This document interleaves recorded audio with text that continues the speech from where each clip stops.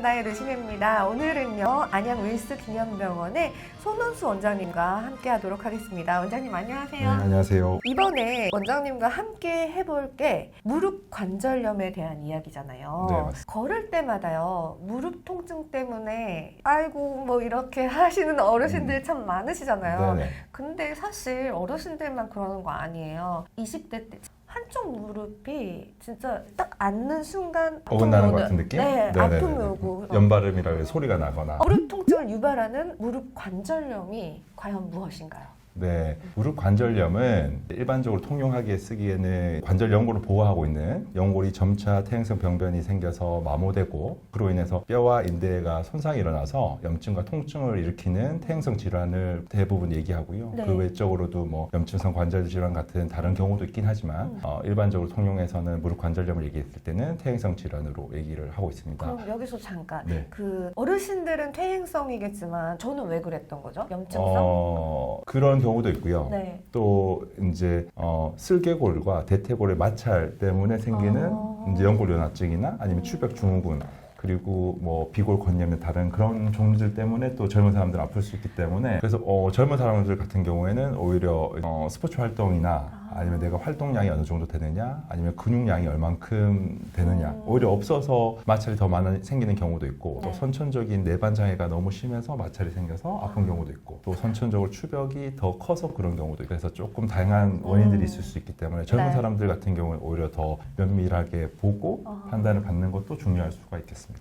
그렇군요. 대부분 이제 중년 노년층에 나타나는 퇴행성 관절염이고요. 보통 노화로 인한 경우가 가장 많고 아까 말씀드렸듯이 선천적 내반 변형 장애나 비만 그리고 과도한 다이어트 후유증 그리고 운동 과다 또는 운동 부족으로 인해서 근위축이 생긴 것이 원인이기도 합니다. 그래서 무릎 관절염 자체가 점점 앞으로 활동량이 많고 무릎 사용량의 운동 같은 게 많아지기 때문에 또 사람들 발생 연령이 점점 낮아지는 추세이기도 합니다. 네. 그래서 무릎 관절염이 발생하면 걸을 때 지속적으로 통증이 있고 무릎이 물이 차서 붓는 경우도 있고 심한 경우에는 경우에 따라서 무릎 관절 변형이 생기고 옷자다리 변형이 점점 더 심해져서 나이 많이 드신 분들 같은 경우에는 또 쩔뚝쩔뚝하면서 걸음걸이 이상이 나타나는 경우도 있고요. 그래서 관절염 치료를 하고 면밀히 파악을 해야 되는데 적절하게 진단을 잘 해서 무조건 수술적 치료를 해야 되는 것이 아니라 증상과 상태에 따라 그리고 현재 상태가 연골이 얼만큼 벗겨졌는지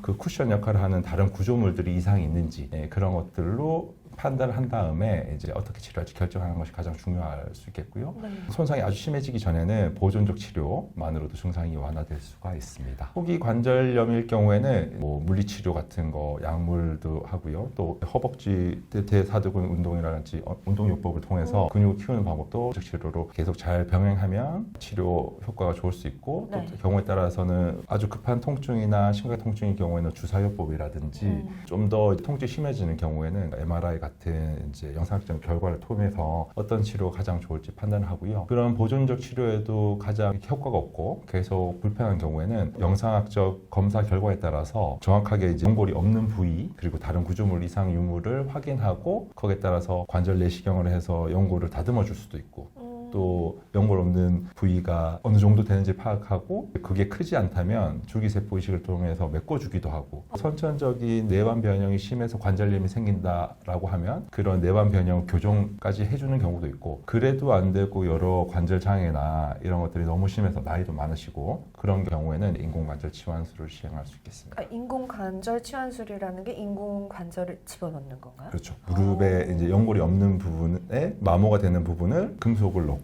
그 연골판을 역할을 하는 쿠션 역할을 하는 연골판 대신에 플라스틱 베어링 같은 거가 사이에 들어가서 금속과 플라스틱 그리고 금속 사이에 더 잘 돌아갈 수 있게끔 그렇게 만들어주는 것.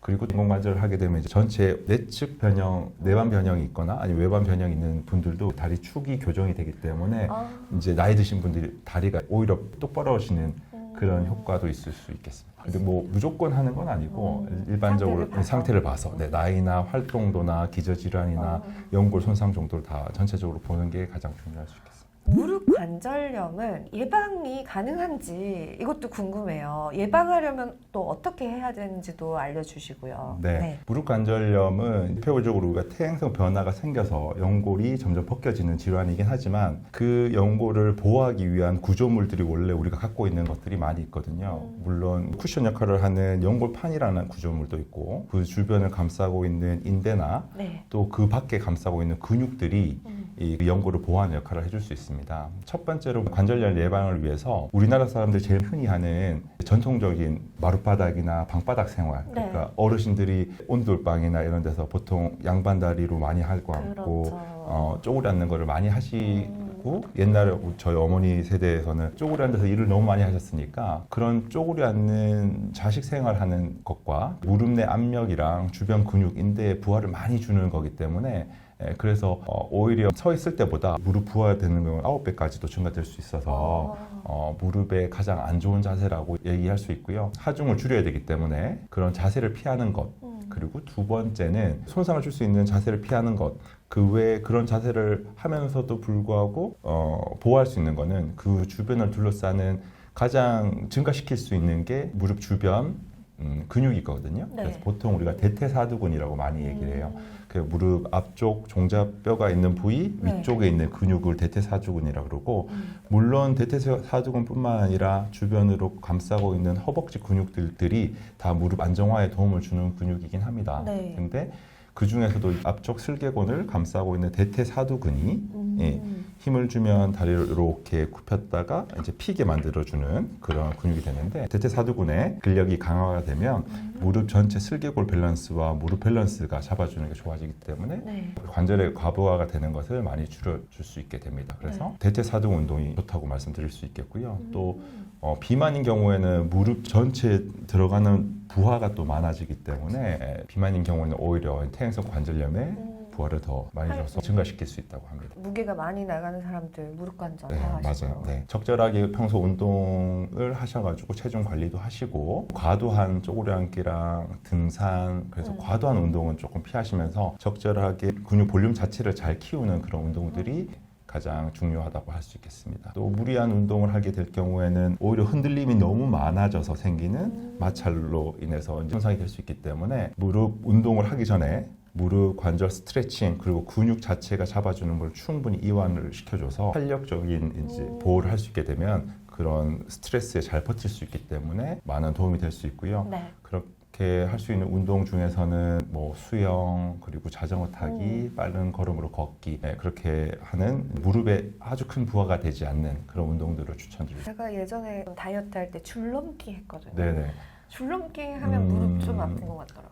그렇죠. 아무래도 잔거르로 점프 동작을 많이 들어가니까 이제 스트레칭 충분히 해서 그 뛰는 동작에 이제 부드럽게 받아줄 수 네. 있는 쿠션 역할을 해주면 괜찮을 텐데. 맞아요. 쿠션에서 그래서 네, 쿠션을 그래서 했어요. 이제 직접적으로 계속 부딪히게 되면 아무래도 손상이 더 많아질 수 땅바닥에서 하니까 안 되겠더라고요. 있게 됐습니다. 자세하게 설명을 네. 해주세요. 이게 우리가 일반적인 무릎 부분이에요. 네네. 여기가? 아. 이 앞쪽 무릎, 이제 오른쪽 무릎이 되는 거고요. 네. 무릎에는 앞쪽에 이렇게 우리가 만져지면 종자뼈, 이게 슬개골이라 그러는데 슬개골이 이렇게 앞쪽에 덮여 있고 그 위쪽으로는 대퇴골 그리고 경골.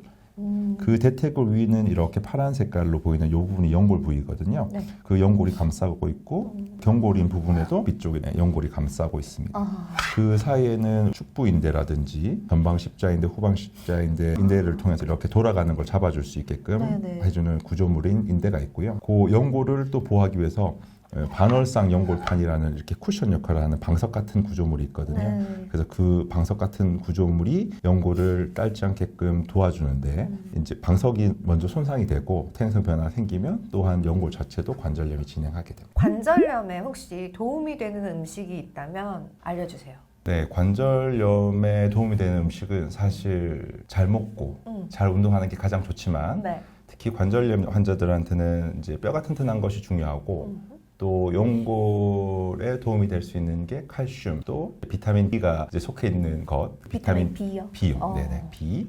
그리고 비타민 D 같은 골다공증이나 이렇게 뼈의 질에는 도움이 될 수 있기 때문에 비타민 D군, 그리고 비타민 B군은 뭐 혈액순환 도와주고 신경 보호하기 때문에 관절염에 좋다고 얘기는 하고 있습니다. 네. 하지만 이제 무엇보다도 음식으로 내 관절염을 예방한다기보다는 음식 조절 잘하시고 식사를 잘하시고 과도한 비만이나 무릎 장애를 주지 않게끔 체중 관리도 하시고 또 자극적인 음식이나 이제 스트레스를 피하고 적절한 운동을 하시는 것이 가장 중요하다고 하겠습니다. 네, 알겠습니다.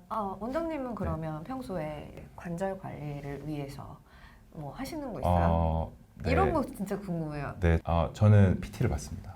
아, 네, 정말요? 저는 일주일에 3번 정도는 오. 웨이트를 하려고 노력을 합니다.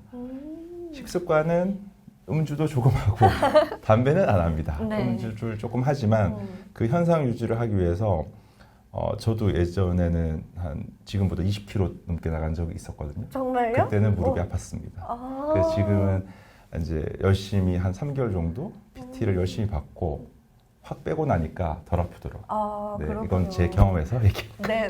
이런 거 진짜 네네. 환자들한테는 이런 얘기 듣는 게 정말 없잖아요, 저는 사실. 아픈 경험이기 때문에 네, 좋은 도움이 됐으면 좋겠습니다. 네, 알겠습니다. 오늘도 도움 말씀 고맙습니다, 네, 선생님. 감사합니다. 이렇게 손원수 원장님과 무릎 관절염에 대한 이야기를 해봤는데요. 다음 편에서는 어깨 회전근개 파열에 대해서 네네. 알려주실 거죠? 네, 네. 맞습니다. 기대해 보도록 하겠습니다. 자, 저희는 여기서 인사드릴게요. 여러분, 이 영상 구독 눌러주시고요. 좋아요. 와! 네. 그리고 여러분의 댓글 참여 기다리도록 하겠습니다. 저희는 여기서 인사드릴게요. 고맙습니다.